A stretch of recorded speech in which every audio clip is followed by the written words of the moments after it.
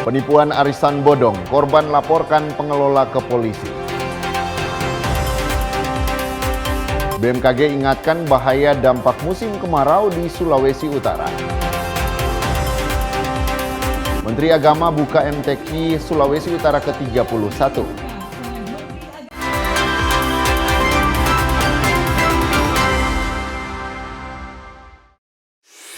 Selamat pagi saudara, kita berjumpa kembali dalam program Kompas Pagi.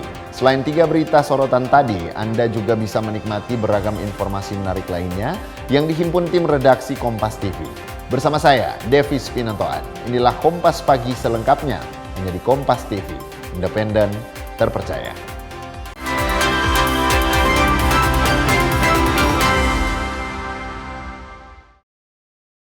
Kita ke info yang pertama saudara, seorang perempuan pengelola arisan di Gorontalo dilaporkan ke Polda Gorontalo atas dugaan penipuan. Jumlah korban arisan bodong ini diduga mencapai ratusan orang dengan total kerugian miliaran rupiah. 5 orang korban didampingi kuasa hukum mendatangi SPKT Polda Gorontalo untuk melaporkan dugaan penipuan arisan bodong. Para pelaku mengaku pengelola arisan tidak lagi memenuhi kewajibannya dan sulit dihubungi. Meski baru 5 orang yang melapor, kuasa hukum menyebut jumlah korban diduga mencapai ratusan orang. Nilai kerugian korban bervariasi, mulai dari belasan hingga ratusan juta rupiah, dengan total kerugian seluruh korban ditaksir mencapai miliaran rupiah.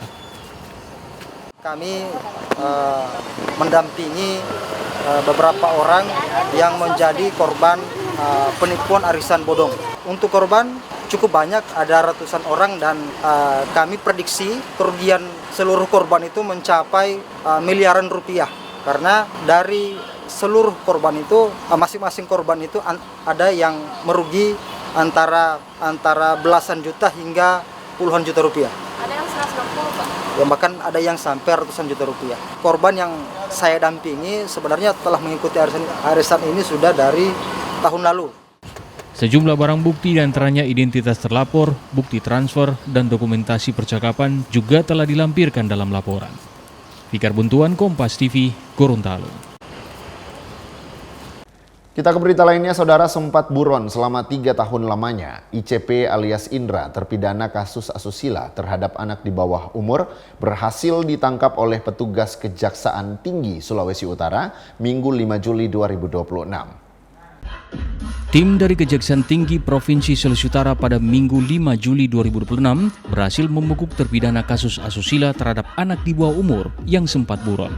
Terpidana Indra ditangkap tanpa perlawanan saat sedang bersantai di salah satu rumah di Kota Manado. Sebelumnya Indra telah dijatuhi hukuman penjara 6 tahun dan denda 200 juta atau ganti penjara 4 tahun akibat kejahatan yang dilakukan pada tahun 2023 yang lalu.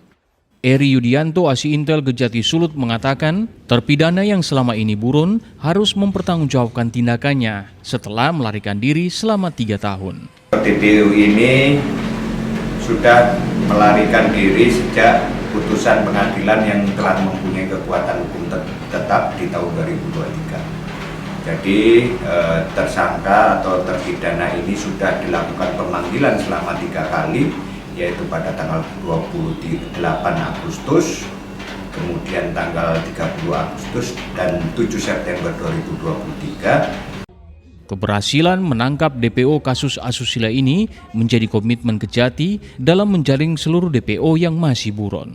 Swingli Manderes, Kompas TV Manado, Sulawesi Utara. Perlombaan Munakap Race 1 tahun 2026 di sirkuit Tugu Jati, Kota Raha, Kabupaten Muna, Sulawesi Tenggara berujung petaka.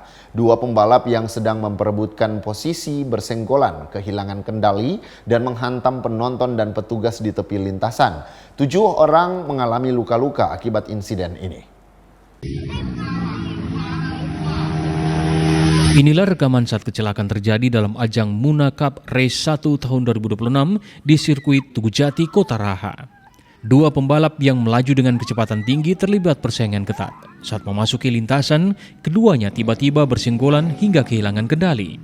Sepeda motor kedua pembalap keluar dari lintasan dan menghantam deretan panitia lomba dan penonton yang berada di tepi sirkuit. Suasana pun langsung berubah panik, para penonton langsung berteriak histeris. Penonton berlari menyelamatkan diri, sementara panitia dan tim medis segera memberikan pertolongan. Seluruh korban kemudian dievakuasi menggunakan ambulans ke RSUD Dr. HLM Baharudin, Kabupaten Muna untuk mendapatkan perawatan medis. Insiden ini menyebabkan 7 orang mengalami luka-luka, masing-masing 1 penonton, 2 gadis payung, 1 pimpinan lomba, 1 panitia provinsi, serta 2 pembalap. Itu karena tadi terjadi crash yang mengakibatkan pimpinan lomba dia kecelakaan. Jadi dari pihak ini provinsi lomba dihentikan karena akibat crash itu. Mungkin demikian. Terima kasih. Panitia lomba langsung menghentikan race tersebut untuk melakukan evaluasi atas insiden tersebut. Sementara seluruh korban masih menjalani perawatan di rumah sakit. Devrianto Neke, Kompas TV Muna, Sulawesi Tenggara.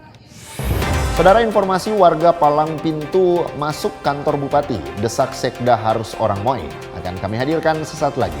Tetaplah bersama kami di Kompas Pagi.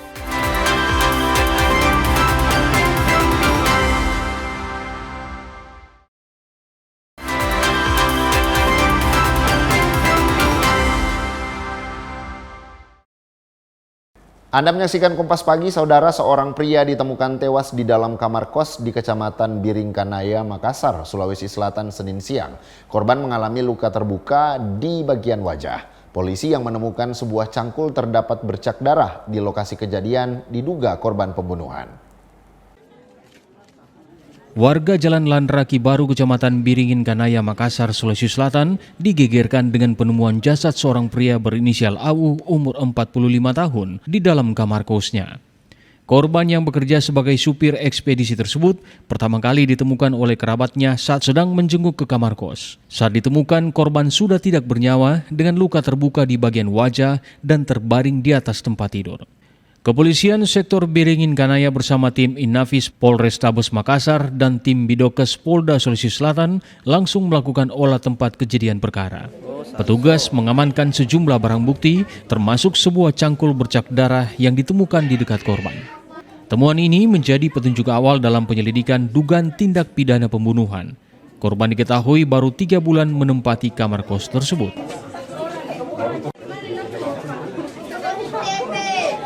Ya, jadi ini kan berdasarkan laporan warga, jadi telah ditemukan memang betul ada ditemukan seorang laki-laki sudah ditemukan tidak bernyawa ya di dalam kos. Kemudian ada ditemukan luka. Nah, ini sekarang dari Inafis Polrestabes, kemudian dari Dokpol Polda juga sudah turun, dari Polsek sudah turun untuk melakukan investigasi penyelidikan terkait kasus tersebut. Apa yang ditemukan? Ditemukan ada beberapa barang bukti termasuk ada cangkul ya di dekat TKP. Polisi masih mendalami motif serta memburu pelaku yang diduga terlibat dalam kasus ini. Sementara jenazah korban telah dibawa ke Rumah Sakit Bayangkara Makassar untuk menjalani otopsi. Rama Pratama, Kompas TV Makassar, Sulawesi Selatan. Sementara itu, saudara, polisi akhirnya berhasil mengungkap dugaan kasus pembunuhan terhadap seorang sopir ekspedisi di kamar kosnya di Kota Makassar. Polisi berhasil menangkap pria berinisial AD, 42 tahun, diduga pelaku pembunuhan sadis yang ternyata temannya sendiri dengan menggunakan cangkul yang ditemukan di kamar kosnya di Kota Makassar, Sulawesi Selatan. Pelaku mengaku kesal sering diperlakukan kasar oleh korban. Hasil pengembangan kasus, tim gabungan Polda Sulawesi Selatan, Polrestabes Makassar, dan Polsek Biringin Kanaya telah memeriksa sejumlah saksi termasuk rekan-rekan korban.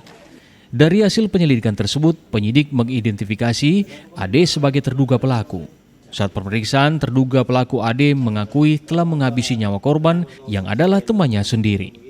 Pelaku mengaku sakit hati sering diperlakukan kasar oleh korban dan sebelum melakukan aksinya terlebih dahulu berpesta miras bersama rekannya yang lain. Bagaimana itu rasanya? Kita memanggil beberapa saksi, yaitu dari teman-teman korban. Kemudian kita melakukan serangkaian penyelidikan. Akhirnya kita menemukan satu pelaku yang inisial AD. Itu mengakui perbuatannya bahwa dia melakukan pembunuhan tersebut. Kalau motif sesuai dengan keterangan dari pelaku, dari pelaku ini dendam sudah lama yang dipupuk karena memang sering dilontarkan oleh korban kata-kata kasar kepada pelaku pembunuhan tersebut. Lontarkan kata-kata kasar, kemudian ini dari pelaku ini sudah numpuk dari lama kekesalannya. Sebelumnya polisi mengamankan sejumlah barang bukti termasuk sebuah cangkul yang terdapat lumuran darah. Kini pelaku diancam dengan hukuman 20 tahun penjara tentang pembunuhan berencana. Rama Pratama, Kompas TV Makassar, Sulawesi Selatan. Seorang pria warga Kelurahan Benu Benua, Kecamatan Kendari Barat, kedapatan mencuri kabel instalasi listrik di gedung eks Fakultas Kehutanan dan Lingkungan Hidup Universitas Haluoleo, Kendari, Senin siang 6 Juli 2026. Aksi pelaku sempat kepergok warga sebelum diserahkan ke polisi. Nih. Inilah video detik-detik salah seorang pelaku pencurian yang dipergoki dan diteriaki warga keluar dari ventilasi gedung eks Fakultas Kehutanan dan Lingkungan Hidup Universitas Haluoleo Kendari, Jalan Bunga Matahari, Kelurahan Laundape, Kecamatan Kendari Barat. Pelaku yang diketahui berinisial FN usia 35 tahun kemudian diamankan warga, lalu diserahkan ke Polsek Kemaraya untuk penyelidikan lanjutan. Kapolsek Kemaraya Ibtu Basyarudin membeberkan pelaku mencuri kabel instalasi listrik di gedung eks Fakultas Kehutanan dan Lingkungan Hidup Universitas Haluoleo Kendari yang tidak terpakai. Di lokasi kejadian ditemukan 19 potong kabel instalasi listrik dengan panjang masing-masing sekitar 1,5 meter serta 2 potong kabel berukuran kecil. Pelaku juga diketahui merupakan residivis berbagai kasus pencurian yang terjadi di wilayah hukum Polsek Kemaraya. Tersangka F itu ditangkap oleh warga saat melakukan aksi pencurian kabel di kampus Unhalu. Saat itu mereka kedapatan sedang memotong-motong kabel, kemudian disergap oleh warga. Dari tangan pelaku kita menyita kabel sekitar 49 meter. Benar, pelaku ini adalah salah satu residivis pencurian yang ada di wilayah Polsek Kemaraya. Sejauh ini kita masih melakukan pengembangan karena masih ada beberapa TKP yang merupakan tempat mereka melakukan aksi pencurian. Untuk hasil-hasil penjualan dari barang curian ini dibutuhkan untuk kebutuhan sehari-hari. Kemudian ada sebagian digunakan untuk membeli narkotika. Saat ini pelaku telah diamankan di Polsek Kemaraya untuk menjalani proses penyelidikan lebih lanjut. Penyidik Polsek Kemaraya masih mendalami kasus tersebut untuk melengkapi berkas perkara serta memastikan keseluruhan kerugian yang ditimbulkan akibat aksi pencurian itu. Silvian Sakia, Kompas TV Kendari, Sulawesi Tenggara. Berita lainnya, masyarakat adat suku besar Moi melakukan aksi pemalangan adat di pintu masuk kantor Bupati Sorong, Kabupaten Sorong, Papua Barat Daya. Aksi tersebut dilakukan sebagai bentuk penolakan terhadap rencana pelantikan Sekretaris Daerah Kabupaten Sorong yang bukan berasal dari suku Moi, sekaligus menyampaikan sejumlah tuntutan kepada pemerintah daerah. Pintu masuk kantor Bupati Sorong dipalang menggunakan bambu tui yang diikat kain merah oleh masyarakat adat suku besar Moi Senin 6 Juli 2026. Aksi pemalangan adat ini dilakukan sebagai bentuk penyampaian aspirasi kepada pemerintah Kabupaten Sorong. Dalam aksinya, masyarakat adat menyampaikan 5 tuntutan utama. Di antaranya menolak pelantikan Sekretaris Daerah Kabupaten Sorong apabila bukan berasal dari suku Moi. Masa juga meminta pemerintah daerah lebih memperhatikan masyarakat adat Moi, meningkatkan pemberdayaan orang asli Papua khususnya suku Moi, mendorong keterlibatan pengusaha asli Moi dalam pembangunan daerah, serta segera mencairkan gaji ke-13 bagi para pegawai di lingkungan pemerintah Kabupaten Sorong. Kami dari Suku Besar Moi mendorong untuk Sekretaris Moi itu tujuan daripada aksi ini. Aksi ini tidak ada intervensi dari lain, tapi ini murni dari kami suku besar Moi. Maka itu kami berharap mungkin pimpinan daerah, kepala daerah sendiri, Bupati Kabupaten Sorong untuk jadi melihat hal ini supaya segera harus orang Moi. Karena memang sudah 59 tahun segera tidak pernah ada orang Moi. Sementara itu, pemerintah Kabupaten Sorong mengaku menghormati aspirasi masyarakat adat. Mewakili Bupati Sorong yang sedang menjalankan tugas di luar daerah, staf ahli Bupati Bidang Pemerintahan Daud Peter Salosa meminta masyarakat memberikan kesempatan kepada pemerintah bersama DPR untuk membahas seluruh aspirasi tersebut melalui jalur dialog.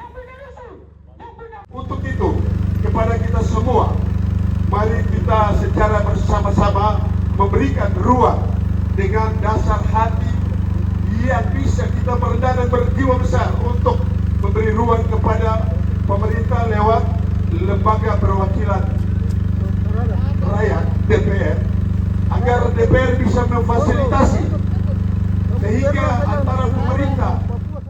Massa menegaskan palang tidak akan dibuka sebelum memperoleh kepastian atas tuntutan yang mereka sampaikan kepada pemerintah Kabupaten Sorong. Asharul Rahmat, Kompas TV Sorong, Papua Barat Daya. Saudara, informasi Pemkot Gorontalo bangun rumah layak huni untuk lansia akan kami hadirkan usai jeda. Tetaplah bersama kami.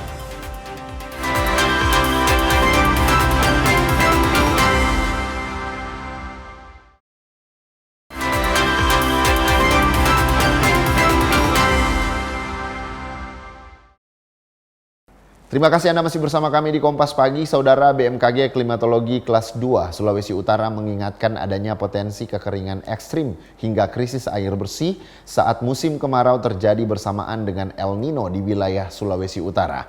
Kondisi ini dijelaskan BMKG perlu mendapatkan perhatian serius dari pemerintah dan masyarakat. BMKG Klimatologi mengungkapkan Sulawesi Utara akan segera memasuki musim kemarau pada bulan Juli 2026 dan diperkirakan akan mencapai puncaknya pada bulan Agustus hingga September 2026. Masuknya musim kemarau di Sulawesi Utara disebut oleh BMKG Stasiun Klimatologi akan bersamaan dengan El Nino dan berpotensi mengakibatkan kekeringan ekstrim, krisis air bersih hingga potensi kebakaran hutan. Pemerintah dinilai perlu menyiapkan mitigasi guna menjaga ketersediaan air bersih, ketahanan pangan, dan mencegah terjadinya kebakaran lahan akibat cuaca panas yang akan terjadi. Kombinasi antara musim kemarau dengan El Nino dalam fase kuat ini perlu kita antisipasi bersama, khususnya pemerintah daerah dan masyarakat terkait dengan dampak bencana hidrometeorologi kering di musim kemarau dengan El Nino dalam fase kuat. Dampaknya antara lain kekeringan ekstrim, krisis air bersih, kebakaran hutan lahan, dan gagal panen. 4 ancaman ini yang perlu kita antisipasi bersama. Pemerintah daerah bersama stakeholder saya kira harus mempersiapkan diri menghadapi bencana hidrometeorologi kering di musim kemarau dan El Nino. Mencegah dampak-dampak seperti kekeringan ekstrim, BMKG merekomendasikan agar pemerintah dapat menyediakan cadangan air dan bahan pangan guna memastikan kebutuhan masyarakat terpenuhi. Dalam waktu dekat, BMKG juga akan menyiapkan rekomendasi ini ke pihak pemerintah agar dapat dijadikan acuan dalam mengambil kebijakan. Singli Manderes, Kompas TV Manado, Sulawesi Utara. Sementara itu, saudara, pemerintah Kota Gorontalo memulai pembangunan rumah layak huni bagi seorang lansia di Kota Gorontalo. Program ini menjadi bagian dari upaya untuk membantu masyarakat yang membutuhkan tempat tinggal yang lebih layak. Sama kita menundukkan. Pemerintah Kota Gorontalo memulai pembangunan 1 unit rumah layak huni untuk seorang lansia di Kelurahan Dembe 1 Kota Barat, Kota Gorontalo. Peletakan batu pertama dilakukan langsung oleh Wali Kota Gorontalo Adhan Dambae. Pembangunan rumah ini dilakukan melalui kolaborasi antara pemerintah Kota Gorontalo dan Basnas Kota Gorontalo. Kepala Dinas Sosial Kota Gorontalo menyebut program ini ditunjuk bagi masyarakat yang membutuhkan tempat tinggal yang layak dan aman untuk ditinggali. Dan ini tidak hanya di tempat ini saja, jadi beberapa kondisi yang ada ini mendapat perhatian khusus dari Bapak Wali Kota, sehingga ini kami juga jajaran yang berada di pemerintah Kota Gorontalo ini terus melakukan upaya-upaya yang secara sinergitas dan secara langsung untuk bisa mengintervensi kepada warga masyarakat yang layak menerima bantuan dari pemerintah. Jadi Om Mahano ini sudah diintervensi dengan program Bansos, yaitu sebagai penerima program Keluarga Harapan atau PKH. Diharapkan program pembangunan rumah layak huni dapat membantu meningkatkan kualitas hidup masyarakat sekaligus menjadi bentuk kepedulian terhadap warga yang membutuhkan. Fikar Buntuan, Kompas TV, Gorontalo. Saudara Wali Kota Gorontalo, Adan Dambea menonaktifkan Lurah Dembe 1 setelah menemukan seorang lansia yang diduga tidak mendapat perhatian dari pemerintah kelurahan. Keputusan itu diambil usai Wali Kota meninjau langsung kondisi warga di Kelurahan Dembe 1. Wali Kota Gorontalo Adan Dambea mendatangi rumah seorang lansia di Kelurahan Dembe 1 setelah menerima laporan dari masyarakat. Dalam kunjungan tersebut, Wali Kota melihat langsung kondisi rumah warga dan lingkungan tempat tinggalnya. Usai peninjauan, Wali Kota memutuskan menonaktifkan Lurah Dembe 1 dari jabatannya. Pemerintah Kota Gorontalo juga memberikan bantuan rumah layak huni untuk membantu warga tersebut. Wali Kota bilang seorang pemimpin harus mengetahui kondisi warganya dan hadir memberikan pelayanan kepada masyarakat. Kalau rakyat kita susah rakyat dia, dia pernah bilang dengan kondisi seperti ini, dan kita berharap bahwa ini lurah-lurah dan camat mencari ini masyarakat yang sama sekali, apalagi sama sekali tidak rumah. Nah, oleh karena itu saya minta juga lurah-lurah supaya lebih rajin lagi. Jangan akan terjadi seperti di DB 1 ini ya, nanti sendirian yang saya temukan. Jadi ini satu gambaran, Mas. Seorang pemimpin itu bukan hanya sekedar menikmati jabatan, tetapi kita harus mampu untuk menjabarkan tugas-tugas sebagai seorang pemimpin. Dan itu tanggung jawab pemimpin. Kalau ada orang tua masyarakat tidak makan minum, itu tanggung jawab pemimpin. Wali Kota menegaskan setiap pejabat yang diberi amanah harus mampu mengayomi dan memberikan perhatian kepada masyarakat di wilayahnya. Fikar Buntuan, Kompas TV, Gorontalo. Saudara, pasca penertiban belasan pedagang kaki lima atau PKL yang sebelumnya berjualan di depan Benteng Rotterdam Makassar mulai berjualan di Pasar Baru. Mereka direlokasi oleh PD Pasar Makassar Raya agar bisa tetap berjualan dan tidak menggunakan trotoar. Belasan pedagang kaki lima mulai menempati lapak relokasi yang disediakan PD Pasar Makassar Raya di depan Pasar Baru. Mereka adalah penjual es kelapa yang sebelumnya ditertibkan oleh pemerintah Kota Makassar karena berjualan di sekitar Benteng Rotterdam dan menguasai trotoar yang menyebabkan akses pejalan kaki tertutup oleh lapak mereka. Kini sekitar 18 pedagang lama dan 2 pedagang baru menggunakan tenda yang disiapkan oleh PD Pasar Makassar Raya. Meski masih beradaptasi dengan lokasi berjualan yang baru, pedagang mulai berjualan dan berharap lokasi baru ini tetap bisa menarik pembeli, utamanya wisatawan yang berwisata di sekitar Benteng Rotterdam. Pak, Bu, yang namanya baru itu pasti beradaptasi, tapi alhamdulillah sudah mulai ada langganan di sini. Berapa tempat kita dapat di sini, Bu? Satu. Terus selama ini kita sekarang juga berjualan apa di sini saja? Kelapa, es kelapa, sama kelapa. Iya, langgananku ini. Oh iya, berarti sudah mulai Sudah berapa hari mungkin, Bu, di sini? 1 minggu lebih. 1 minggu lebih. Ada yang 10 hari. 10 hari. Direktur Operasional PD Pasar Makassar Raya Rusli Patara bilang, PD Pasar memberikan lapak gratis ini sebagai upaya membantu PKL yang sebelumnya ditertibkan. PD Pasar juga tidak akan memungut retribusi selama beberapa bulan ke depan. Dari 18 pedagang kelapa yang ditertibkan, alhamdulillah di sini sudah 20 pedagang kelapa yang berjualan. Artinya ada penambahan 2 pedagang baru untuk di pasar Kampung Baru ini untuk melakukan proses jual beli kelapa muda ini. Retribusi yang dipungut di sini apa saja, Pak? Untuk saat ini kami tidak ada retribusi. Okay. Artinya biarkan pedagang melakukan proses jual beli secara nyaman, aman, tanpa retribusi sehingga pedagang ini bisa betah di sini. Pemerintah kota terus berupaya mengembalikan fungsi fasilitas umum dan fasilitas sosial yang selama ini digunakan oleh PKL untuk berjualan, utamanya trotoar dan mengembalikan hak pejalan kaki. Nila Rustam, Kompas TV Makassar, Sulawesi Selatan. Saudara, usai jeda kami akan kembali dengan informasi Menteri Agama buka MTQ Sulut ke-31 di Kabupaten Minahasa Utara. Tetaplah bersama kami di Kompas Pagi.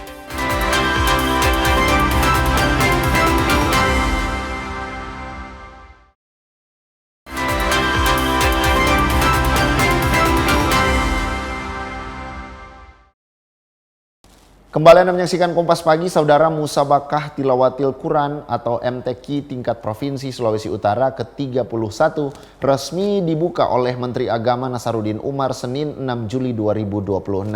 Kegiatan yang berlangsung di Kabupaten Minahasa Utara, Sulawesi Utara itu diharapkan oleh Menak tidak hanya sekedar menjadi ajang perlombaan, melainkan mampu mencerminkan wajah Islam yang sesungguhnya. Bertempat di alun-alun Kabupaten Minahasa Utara, perlombaan MTQ tingkat Provinsi Sulawesi Utara ke-31 resmi digelar. Kegiatan tersebut dibuka oleh Menteri Agama Nasaruddin Umar didampingi Gubernur Sulut Yuli Silvanus. Dalam sambutannya, Menteri Agama menekankan agar gelaran MTQ tidak hanya menjadi perlombaan rutin, melainkan menjadi wadah bagi para peserta untuk menampilkan wajah Islam yang penuh kedamaian. Ia juga menekankan pentingnya menjaga tali persaudaraan antara sesama warga sehingga setiap umat beragama dapat hidup berdampingan. MTQ ini harus kita posisikan sebagai instrumen strategis penguatan persaudaraan, kerukunan, dan moderasi beragama. Saya menitik beratkan, saya juga memesankan kepada kita semua secara mendalam kepada para peserta, para qari dan hafidh, terutama hafidh muda yang hadir pada sore hari ini. Kalian adalah masa depan Islam Indonesia. Jadilah wajah Islam yang ramah, bukan Islam yang marah. Jadilah wajah Islam yang merangkul, bukan Islam yang memukul. Lomba yang akan berlangsung selama 5 hari tersebut diketahui akan diikuti oleh 351 peserta dari 15 kabupaten dan kota di Sulawesi Utara. Bupati Minahasa Utara memastikan pihaknya sangat siap mengkoordinir pelaksanaan MTQ Sulut ke-31 agar berjalan dengan lancar. Ini merupakan berkah bagi Kabupaten Minahasa Utara. Seluruh masyarakat yang ada di Kabupaten Minahasa Utara menyampaikan selamat melaksanakan kegiatan MTQ ke-31 di Kabupaten Minahasa Utara. Kami siap dan sangat senang menerima kedatangan dari seluruh peserta dan kita berharap bahwa pelaksanaan kegiatan ini boleh berjalan dengan baik sampai selesai. Lebih lanjut, Jono berharap pelaksanaan MTQ ke-31 dapat memberikan hasil yang terbaik untuk menjadi utusan ke tingkat nasional. Swingli Manderes, Kompas TV Minahasa Utara, Sulawesi Utara. Ketua Umum Lembaga Pengembangan Tilawatil Quran Provinsi Sulawesi Utara Iskandar Kamaru memastikan pelaksanaan Musabakah Tilawatil Quran atau MTQ tingkat Provinsi ke-31 di Kabupaten Minahasa Utara akan berjalan jujur, adil, dan bebas dari praktik kecurangan. Musabakah Tilawatil Quran atau MTQ tingkat Provinsi Sulawesi Utara ke-31 resmi digelar di Kabupaten Minahasa Utara. Ajang yang berlangsung selama 5 hari ini menjadi sorotan menyusul munculnya isu dugaan praktik kecurangan yang pernah terjadi pada pelaksanaan di tahun-tahun sebelumnya. Menanggapi hal tersebut, Ketua Umum LPTQ Provinsi Sulawesi Utara Iskandar Kamaru menegaskan pihaknya telah melakukan berbagai langkah mitigasi untuk menjamin pelaksanaan lomba berjalan secara jujur dan profesional. Kalau itu kami sudah antisipasi. Ini memang tadi malam saya menghadiri langsung pelatihan dan pengukuhan Dewan Hakim dan Dewan Pengawas. Insya Allah tidak. Kalau boleh tahu. Kami sudah mengantisipasi itu agar supaya tidak terjadi hal-hal yang terjadi di waktu yang lalu. Selain memastikan kesiapan pelaksanaan MTQ, Iskandar Kamaru juga menilai pemerintah Kabupaten Minahasa Utara selaku tuan rumah telah melakukan persiapan dengan sangat baik. Ia berharap pelaksanaan MTQ Provinsi Sulawesi Utara ke-31 ini mampu melahirkan karya dan karya terbaik yang akan mewakili Provinsi Sulawesi Utara pada ajang MTQ tingkat nasional. Swingli Manderes, Kompas TV Minahasa Utara, Sulawesi Utara. Kita ke berita lainnya, Saudara. Pemerintah Kabupaten Kepulauan Sangihe melalui Dinas Kesehatan Daerah terus berinovasi dalam meningkatkan pelayanan kesehatan masyarakat, salah satunya dengan meluncurkan aplikasi Sistem Akselerasi Nusantara Tangguh Eliminasi Tuberkulosis atau Santer TB, sebuah platform digital yang diharapkan mampu mempercepat penemuan kasus serta menekan penyebab penyakit tuberkulosis hingga ke wilayah kepulauan terluar. Dinas Kesehatan Daerah Kabupaten Kepulauan Sangihe resmi meluncurkan aplikasi Sistem Akselerasi Nusantara Tangguh Eliminasi Tuberkulosis atau Center TB Senin sore di Tahuna Beach Hotel and Resort. Peluncuran aplikasi ini ditandai dengan penandatanganan komitmen bersama antara Dinas Kesehatan dan para pemangku kepentingan sebagai bentuk dukungan terhadap percepatan eliminasi tuberkulosis di Kabupaten Kepulauan Sangihe. Santer TB merupakan inovasi digital yang dikembangkan pemerintah Kabupaten Kepulauan Sangihe untuk mengintegrasikan layanan penanganan tuberkulosis dalam satu sistem, menghubungkan puskesmas, rumah sakit, kader kesehatan hingga masyarakat agar proses deteksi, pelaporan, dan pemantauan pasien dapat dilakukan secara cepat dan akurat. Selain memudahkan masyarakat mengakses layanan kesehatan, aplikasi Santer TB juga dilengkapi fitur telekonsultasi bagi pasien di wilayah terpencil, screening digital untuk deteksi dini gejala tuberkulosis, integrasi data antara fasilitas kesehatan, serta pembaruan data kasus secara real-time oleh kader kesehatan di lapangan. Penyakit tuberkulosis kita bisa menemukan, tetapi untuk memastikan dia obat sampai dengan selesai masih ada hambatan. Jika diharapkan dengan adanya aplikasi seperti ini memudahkan kita untuk mendata, mencari tahu berapa yang pasti penderita TB di Kabupaten Kepulauan Sangihe dan menemukan pola yang tepat untuk penyembuhan sampai dengan selesai. Dalam beberapa tahun terakhir, seperti yang disampaikan Pak Haris tadi, memang kita berhasil men-tracing orangnya, tetapi angka kesembuhan cenderung menurun setiap tahunnya. Artinya apa? Ada pasien-pasien yang minum obat tapi tidak selesai, sehingga menjadi drug resisten terhadap itu. Nah, kalau dia sudah resisten, akan menjadi kesulitan tingkat yang lebih tinggi untuk menyembuhkannya, sehingga aplikasi ini hadir untuk memastikan orang yang minum obat harus sampai dengan sembuh. Dinas Kesehatan Kabupaten Kepulauan Sangihe menargetkan aplikasi Santer TB menjadi sistem layanan kesehatan digital yang mampu memperkuat deteksi dini dan pengendalian tuberkulosis secara lebih cepat, efektif, dan menjangkau seluruh wilayah. Digital untuk mempermudah interaksi antara Paskes, Dinas Kesehatan, dengan pasien dan kader, di mana ini berakar dari ketika banyak pasien-pasien yang mengalami putus berobat atau kita istilah medisnya lost to follow up, LTF lost to follow up. Mereka mangkrak atau putus berobat yang diakibatkan oleh apakah karena efek samping obatnya atau memang pasiennya yang memang kurang patuh, kurang sedia untuk minum obat secara teratur sesuai dosis dan jadwal yang ditetapkan oleh dokter atau tenaga kesehatan. Nah, untuk mengurangi LTF ini, kita bekerja sama antara pasien, keluarga, kader, dan tenaga kesehatan menggunakan platform ini, di mana setiap pasien itu setelah dia mengkonsumsi obat itu ada pelaporan secara IDOT, kita pendekkan dari Electronic Directory Observed Treatment atau pengawasan minum obat secara langsung melalui mekanisme elektronik, di mana pasien atau keluarganya mengupload pada aplikasi Santer TB ini. Video itu terkirim pada aplikasi lalu ternotifikasi ke tingkat kader, tingkat puskesmas, sampai ke kabupaten. Dengan adanya aplikasi Santer TB ini memudahkan untuk mendata dan memastikan beberapa jumlah penderita TBC di Kabupaten Sangihe dan mencari pola yang tepat untuk kesembuhan pasien TBC ini. Tim Liputan Kompas TV Sangihe, Sulawesi Utara. Info berikutnya, Saudara Menteri Koordinator Bidang Pangan Zulkifli Hasan mengatakan pemerintah menargetkan 40.000 koperasi Desa Merah Putih akan beroperasi pada Oktober 2026. Hal ini diungkapkan Menteri Koordinator Bidang Pangan Zulkifli Hasan usai menghadiri pelantikan dan rapat kerja DPC Abdesi seprovinsi Sulawesi Selatan periode 2026-2030 di Balai Prajurit Jenderal M. Yusuf Makassar, Sulawesi Selatan, Sabtu sore 4 Juli 2026. Zulkifli Hasan menjelaskan, Koperasi Desa Merah Putih tidak dirancang sebagai supermarket, melainkan sebagai infrastruktur pemerintah di tingkat desa. Sekarang fokus 40.000 kita akan selesaikan ya. Saya sudah rapat dengan Wapang, Pak Tandio, dan seluruh kementerian terkait. Fokus tahun ini untuk 40.000. Bahkan Pak Tandio akan mengatakan mungkin sampai 36.000 lebih. Tapi kita kemungkinan cadangkan sampai 40.000 tahun ini. Fokus biar jalan, biar bagus. Nanti lanjut tahun depan, nah kita lihat perkembangan seperti apa. Saat ini proses pembentukan kelembagaan operasi terus berjalan, termasuk penyelesaian struktur organisasi beserta penyiapan manajer di setiap lokasi rampung pada September hingga operasional dapat dimulai Oktober 2026 mendatang.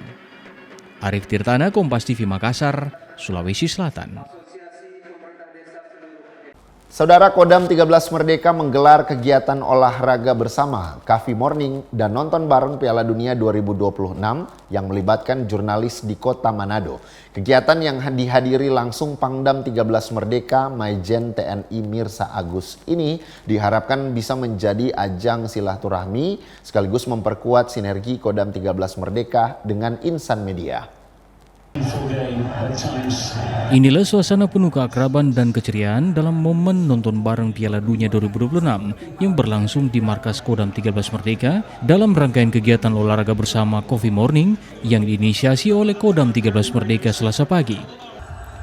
Dari sebuah layar besar yang ditampilkan, euforia Piala Dunia serta antusias penonton tersaji kala babak 16 besar yang mempertemukan Amerika Serikat kontra Belgia. Suguhan pertandingan penuh ketegangan dari masing-masing timnas Amerika Serikat maupun Belgia berakhir dengan skor kemenangan untuk Belgia 4-1.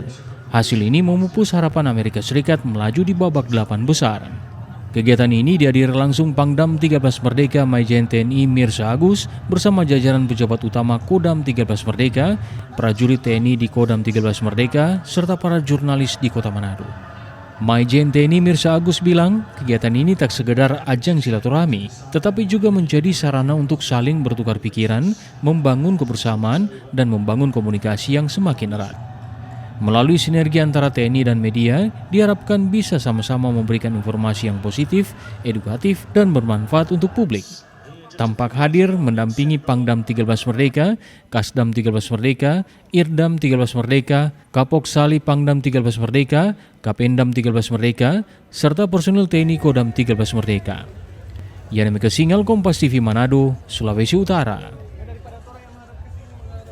Saudara, berbagai kegiatan dilakukan warga untuk melewati libur akhir pekan, salah satunya mengunjungi Museum Sulawesi Utara. Tempat ini sejumlah warga mengaku berwisata sambil belajar sejarah.